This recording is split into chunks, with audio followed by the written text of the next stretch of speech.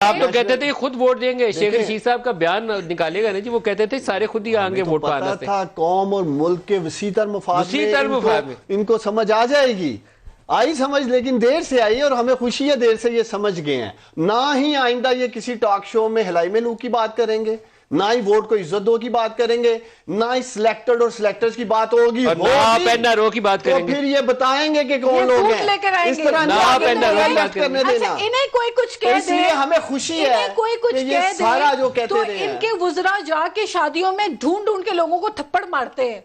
ये टॉलरेंस का लेवल आप देख लें। फिर आप जूते लेकर टॉक शोज के ऊपर रखते हैं। ये माइंडसेट है। आप माइंडसेट देखें, इतनी इनटॉलरेंट माइंडसेट है काबीना की हो, वुज़रा की इतनी इनटॉलरेंट माइंडसेट हो।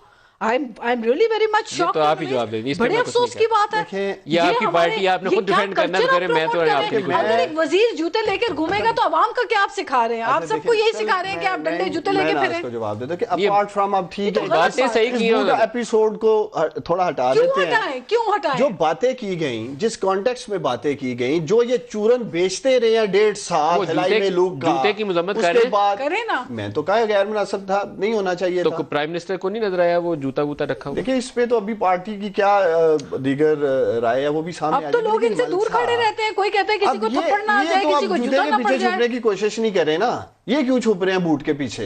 बूट खेल रहे हैं। बताएंगे हम जो बातें करते रहे थे दर हकीकत कुछ नहीं था उसके पीछे। कल आपको भी सामना करना है, ये ज़हन में रखिएगा। जो कुछ मर्जी है कर लें, कल आपको भी सामना करना है। हम वोट की भी इज्जत करते हैं, हम बूट पहनने वाले की भी इज्जत करते हैं। वोट की तो पहले ये बूट की यूं तो इंसल्ट नहीं करते कि लाके बूट को यूं लहराएं। हम बूट पहनने वाले अपने हर जवान की इज्जत करते हैं। बूट से बूट बचाने की बातें करते रहे हैं।